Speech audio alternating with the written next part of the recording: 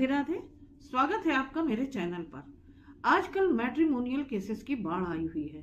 Honourable supreme court का data है कि 90 to 95% केसेस जो पत्नियों के द्वारा पतियों के ऊपर किए जा रहे हैं वो फॉल्स केसेस हैं, जिनके कारण एनसीबी का डाटा है कि हर साल 1 लाख से ऊपर पुरुष आत्महत्या कर रहे हैं इन झूठे केसेस से बचने के लिए, इन झूठे केसेस से प्रताड़ित होकर, परेशान होकर। तो ऐसे माहौल में आज पुरुष शादी के नाम से डर रहे हैं। तो इस वीडियो में मैं कुछ ऐसे टिप्स लेकर आई हूं कि जैसे आपकी शादी हो या शादी तय हो रही हो या होने वाली हो, तो ऐसे में आपको पत्नी के फॉल्स केसेस से बचने के लिए आपको क्या क्या पहले से सावधानियां बरतनी है। पत्नियां बहुत सारे झूठे केसेस डालती हैं, जैसे कि 498 डोमेस्टिक वायलेंस, 376 वगैरह वगैरह, लेकिन 125 सीआरपीसी जो कि नए कानून में 144 बीएनएसएस के तहत मेंटेनेंस का केस होता है, वो बहुत ही ज्यादा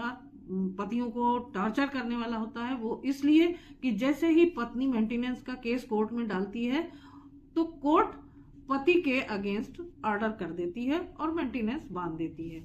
ऐसे में इतनी सारी परेशानियों से जूझने वाला जो पति होता है, उसको पत्नी के इस दुर्व्यवहार के बाद उसको पैसे देना, उसको मेंटेनेंस देना सबसे ज्यादा खल जाता है। तो इस तरीके से सबसे पहले क्रिमिनल केसेस का डर नहीं होता है, डर होता है तो मेंटेनेंस के केस का होता है। पत्नी जो आपसे इस तरीके का व्यवहार कर रही है, आपके घर वालों से इस तरीके का व्यवहार कर रही है, आपसे अलग रहना चाहती है और उसके बाद भी उसको मेंटेनेंस देना पड़े, तो ये सबसे ज्यादा टॉर्चर करने वाली बात हो जाती है। और जब भी मेंटेनेंस का केस होता है, अगर पत्नी जॉब कर रही होती है तो वो जॉब को छोड़कर खड़ी हो जाती है कि मैं तो जॉब नहीं करती हूँ, मैं कोई काम नहीं करती हूँ और मुझे खर्चे की जरूरत है।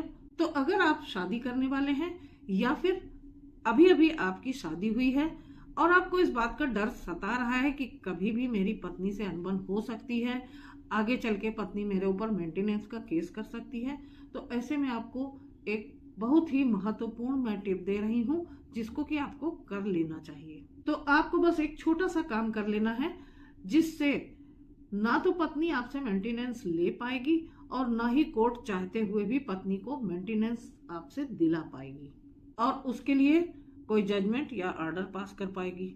हम सभी जानते हैं कि जब भी हस्बैंड वाइफ का जो झगड़ा होता है, केसेस होते हैं, मैट्रिमोनियल जो केसेस होते हैं, उसमें सबसे बड़ा बर्डन जो होता है वो पति के लिए मेंटेनेंस का केस होता है। और अगर पति के पास उसके पेरेंट्स हैं या उसके और भी तमाम सारे खर्चे हैं, वो कोर्ट को बताता है हस्बैंड, लेकिन फिर भी कभी कभी कोर्ट कंसीडर नहीं करती इस बात को। इसका रिजल्ट ये होता है कि पति कभी रिवीजन में तो कभी अपील में चक्कर काटता रह जाता है। अगर कोर्ट ऑर्डर कर देती है तो पति को मेंटेनेंस तो देना ही पड़ता है। लेकिन एक बात यहाँ पर आप जान लीजिए कि अगर पत्नी को मेंटेनेंस मिला ही नहीं तो फिर वो सेटलमेंट करने के लिए तैयार हो जाती है। और अगर पत्नी को एक अच्छा अमाउंट मेंटेनेंस में बंध जाता है जो कोर्ट ऑर्डर कर देती है, तो फिर ऐसे में केस सालों साल चलते हैं, बहुत लंबे खींच सकते हैं, क्योंकि पत्नी को मेंटेनेंस मिलता ही रहता है, उससे तो कोई परेशानी है नहीं। देने वाले को परेशानी है, पति को परेशानी है, तमाम सारे खर्चे काट कर इधर से उधर से अरेंज करके वो पत्नी को मेंटेनेंस देता रहता है। अब मैं यहाँ पर आपको एक बात और बता दूं कि जहां पत्नी को मेंटेनेंस नहीं मिला तो फिर वो आपका जो काम 10 रुपए में हो रहा है वो 5 पैसे 10 पैसे में होगा।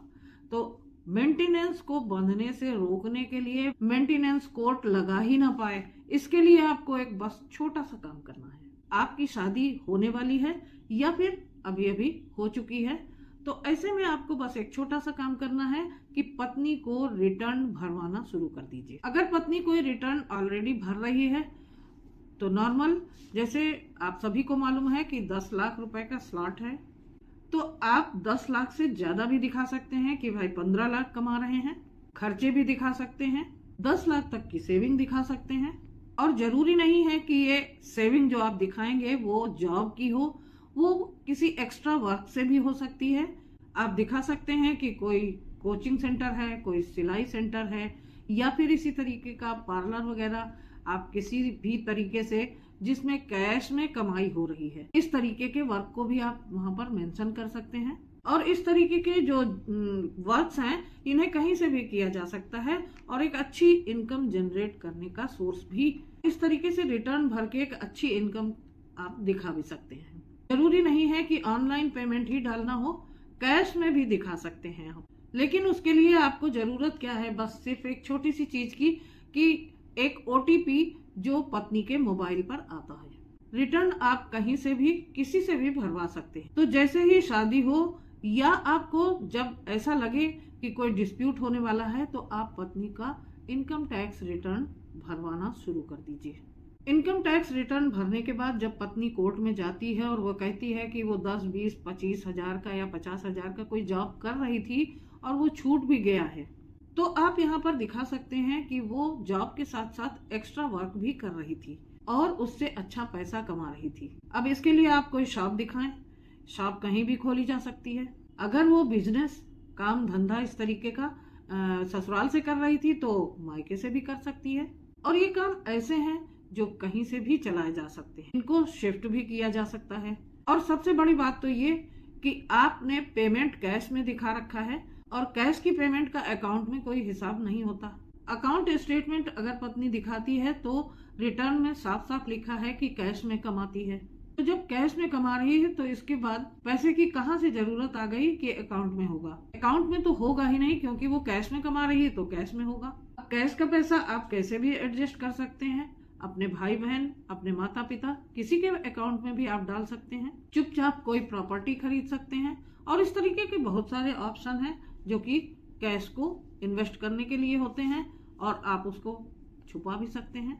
तो इस तरीके से आप अपने केस को कोर्ट में प्रेजेंट कर सकते हैं और उसके लिए आपको क्या करना है, पत्नी को इनकम टैक्स रिटर्न भरवाना है। अगर लग रहा है कि डिस्प्यूट होने वाला है तब भी, और अगर शादी हुई है तब तो ये काम आपको करवा ही लेना चाहिए। और ऐसा करने में कोई बुराई नहीं है।